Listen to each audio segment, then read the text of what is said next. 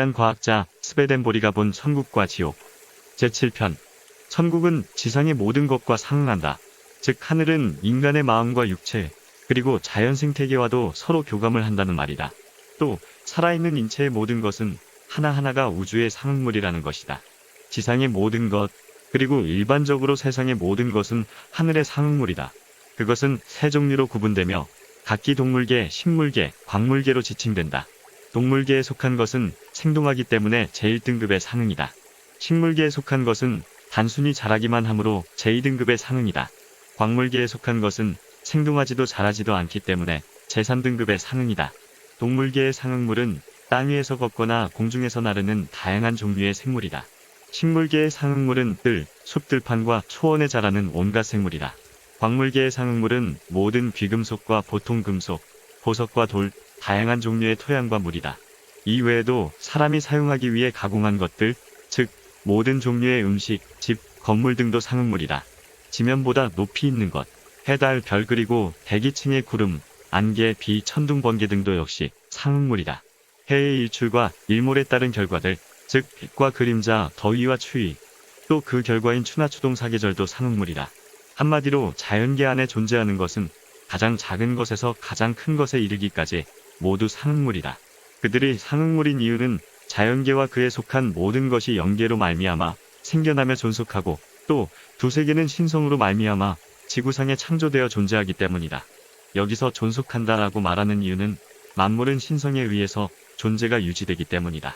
존속이란 끊임없는 생겨남이며 그 자체에서 생겨나는 것은 하나도 없고 모두 그보다 먼저 있는 존재로부터 따라서 결국 가장 처음 존재로부터 나오기 때문이다. 그러므로 처음 존재에서 분리된 것은 소멸하고 사라진다. 신적 질서로 생겨나고 존속되는 자연계 안의 모든 것이 상응물이다. 주님으로부터 나오는 신적 선이 신적 질서를 이룬다. 이 질서는 주님 안에서 시작되고 주님으로부터 나와 단계적으로 각 천국을 지나 세상에 이르러 그 최종 단계의 사물에서 끝을 맺는다. 거기서 신적 질서에 맞는 것은 상응물이 된다. 선하고 쓰임에 적합한 모든 것은 우주의 질서에 맞게 작동된다. 모든 선은 그 유용성의 정도만큼의 선이다. 한편 선의 형태는 진리와 관련이 있다. 진리는 선의 외형이기 때문이다. 이런 이유로 온 세상의 존재 중 신적 질서에 맞고 동시에 물질계의 속성을 가진 것은 선과 진리에 관련되어 있는 것이다. 이 세상의 모든 것은 신성에서 생겨나고 또 물질계에 존재하고 거기서 제 역할을 하며 그 쓰임새에 따라서 상응물이 될 수 있도록 물질적 요소를 덧입힌다는 것은 각각의 동물을 보면 확실히 알 수 있다. 내적으로 생각하는 사람이면 누구나 천국으로 말미암은 동식물이 있다는 것을 알 수 있을 것이다. 수많은 것 중 몇 가지만 예를 들어 설명하겠다. 먼저 동물계를 보자.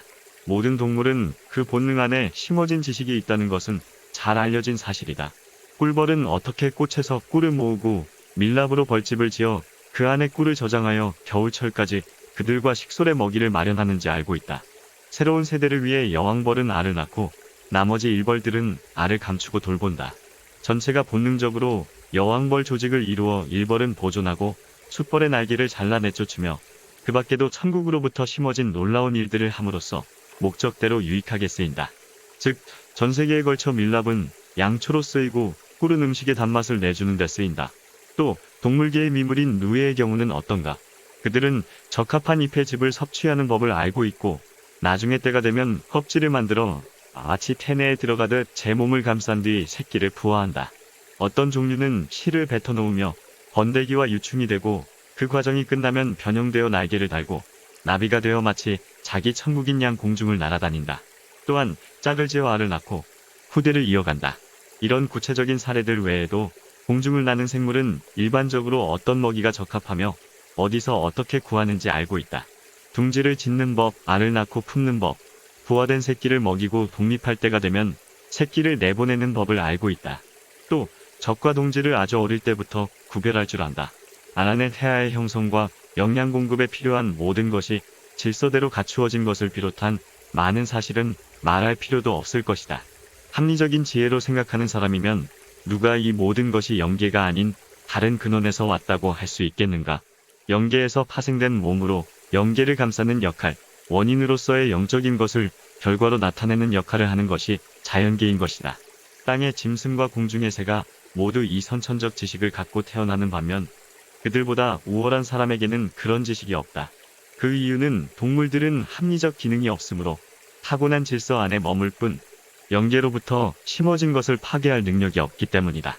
그러나 사람에게는 영계로 말미암은 사고 능력이 있는데 그 합리적 기능을 잘못 배워 질서에 어긋난 생활을 함으로써 영계로부터 받은 것을 변제시켰기 때문에 사람은 무지한 상태로 태어나게 되었고 하나님의 인도 아래 천국의 질서 안으로 복귀되어야 하는 것이다. 또한 식물계가 어떻게 천국과 상응하는가는 많은 보기를 들어 확증할 수 있다. 그 한 예로 작은 씨앗이 자라 나무가 되고 잎을 내며 꽃과 열매를 만들어 그 안에 다시 씨를 저장한다. 이것이 연속적으로 형성되는 과정은 몇 마디 말로는 표현할 수 없는 신기한 질서에 따라 이루어진다. 모든 것이 영계에서 오는 것이고 영계 즉 천국은 사람 모습이기 때문에 식물계의 모든 세부적인 것은 어느 것도 사람의 속성과 관련이 있다. 식물계의 모든 것이 상응물이라는 것을 나는 많은 체험으로 분명하게 알게 되었다. 내가 자주 정원에서 나무와 열매, 꽃과 채소들을 보고 있을 때면 그 식물들이 천국에 무엇에 상응하는지 알 수 있었고 그 상응하는 바를 지닌 영들과 대화를 나누면서 그것이 어디서 비롯된 어떤 것인가를 배웠던 것이다. 그러나 현대인들은 상응 지식을 완전히 상실했기 때문에 천국의 영적인 것이 이 세상의 자연적인 것과 상응한다는 것을 천국으로부터의 계시가 아니면 알 수 없다. 땅 위의 동물은 일반적으로 사람의 애정에 상응한다. 순하고 유익한 동물은 선한 애정에 사납고 무익한 것은 악한 애정에 상응한다. 세부적으로 소와 송아지는 사람의 자연적인 마음의 애정, 양과 어린 양은 영적인 마음의 애정에 상응한다. 한편 새는 그 종류에 따라 자연적, 영적 지성에 상응한다. 그래서 표상 종교였던 이스라엘 교회는 소와 송아지, 순양과 암수 염소, 암수 어린 양, 산비둘기, 집비둘기를 성례용으로 취하여 희생과 제사의 제물로 삼았다. 그 역할로서 제물들은 영적인 것과 상응하였고 천국에서는 그것을 상응에 따라 이해했던 것이다. 게다가 동물이 각 종류별로 모두 애정인 것은 그들이 생동하기 때문이며 또 각 동물의 생명은 오직 애정에서 오고 애정에 따른 것이기 때문이다. 따라서 모든 동물은 그 생명의 애정에 따른 타고난 지식이 있다. 사람도 그 자연적인 면에 있어서는 동물과 유사하다. 그래서 흔히 사람을 동물에 비유하는 것이다. 그래서 우리는 온순한 사람은 양 같다고 하고 난폭하면 늑대 같다고 하며 교활하면 여우나 뱀 같다고 하는 것이다. 또한 식물에도 그러한 상응이 있다. 일반적으로 뜰은 천국의 지성과 지혜에 상응한다. 그래서 천국을 신의 뜰아 또는 낙원이라고 하고 사람들은 천국을 하늘 낙원이라고 부른다. 나무는 그 종류별로 지성과 지혜의 근원인 선과 진리의 감지 능력과 인식 능력에 상응한다. 그래서 고대 사람들은 상응 지식이 있었으므로 살림에 들어가 하나님을 예배했다.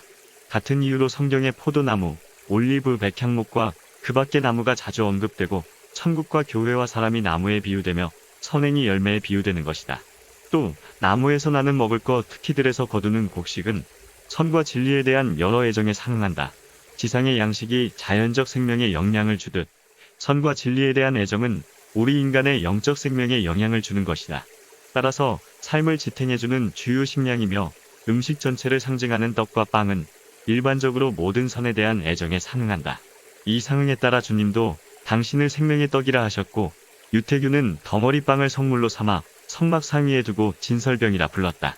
희생과 감사로 드린 모든 거룩한 제사도 역시 떡이라고 불렸다.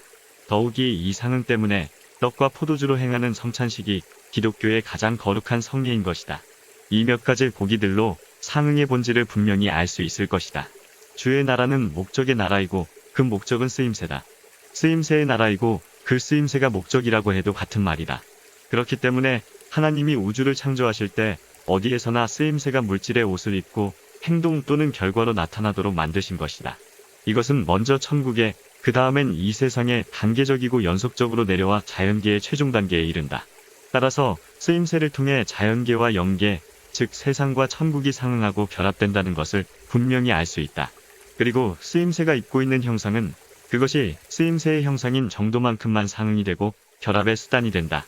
자연계에 존재하는 것 중 질서에 맞는 것은 모두 쓰임새의 형태이고 쓰여지기 위해 그 용도대로 형성된 결과물이며 그렇기 때문에 자연계의 존재들이 상응물이 되는 것이다.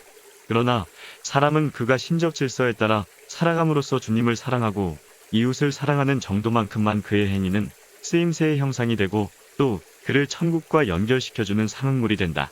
주를 사랑하고 이웃을 사랑한다는 것은 일반적으로 말하면 유익한 일을 하는 것이다.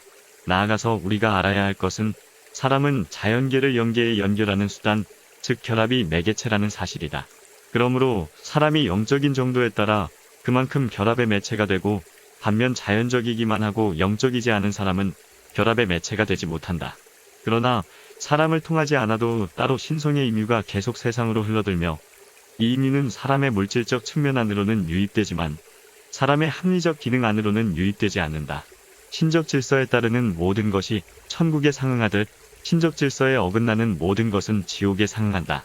천국에 상응하는 것은 선과 진리에 관련하고 지옥에 상응하는 것은 악과 거짓에 관련한다. 상응 지식과 그 용도에 대해 한 가지 언급할 것이 있다. 앞에서 밝혔듯 영계 즉 천국은 상응에 의해 자연계와 결합한다. 그러므로 상응을 통해서 사람은 천국과 교류할 수 있도록 허용되는 것이다. 천국의 천사는 사람이 하듯 자연적인 것을 생각하지 않는다. 사람은 상응 지식이 있으면 그 마음속 생각은 천사들과 함께 할 수 있고 그의 속사람은 천사와 연합한다. 천국과 사람이 결합되게 하기 위해서 성경은 순전한 상응으로 기록되었다. 즉 성경 안의 모든 말씀은 전체적으로나 세부적으로나 상응인 것이다.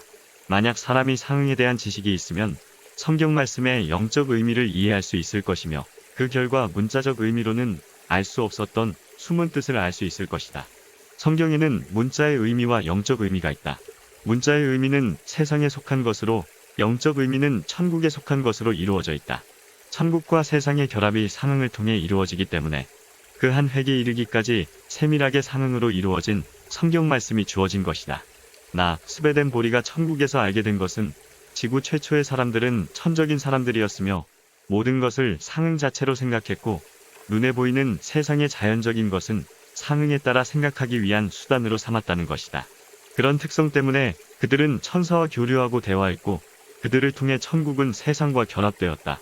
이런 까닭에 그 당시 시대를 황금시대라고 불렀으며 수많은 고대 문인들이 그때는 하늘에 사는 이들이 사람과 함께 지냈고 친구처럼 서로 사귀었다고 기록한 것이다. 그러나 이들의 시대가 끝나고 그 뒤를 이은 사람들은 상응 자체를 가지고 생각하지 않고 상응에 관한 지식에 의해 생각했다. 이 시대에도 천국과 세상이 결합은 되어 있었지만 그리 직접적이지 못했다. 이 시기를 은시대라고 한다. 그 후대 사람들은 상응 지식은 어느 정도 있었으나 그 지식에 의해 생각하지는 않았다. 고대 사람들은 영적 선 안에 있었지만 이들은 자연적 선 안에 있었기 때문이다. 이 시대를 동시대라고 부른다. 그 후 사람은 점차 외면적이 되어가다가 끝내 육체적이 되어 상응에 관한 지식은 완전히 사라졌고 그와 함께 천국에 대한 참된 개념을 잊어버리고 말았다. 이처럼 시대들을 금, 은, 동으로 이름한 것도 상응에 따른 것이다.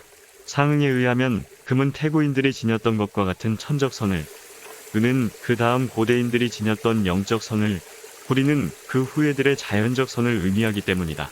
철은 가장 나중 시대에 붙여진 이름이며 선에서 떠난 진리를 의미한다는 것을 우리는 바로 알고 있어야 되는 것이다. 오늘은 여기서 이만 줄일까 합니다. 편안하고 행복한 하루를 보내십시오. 감사합니다.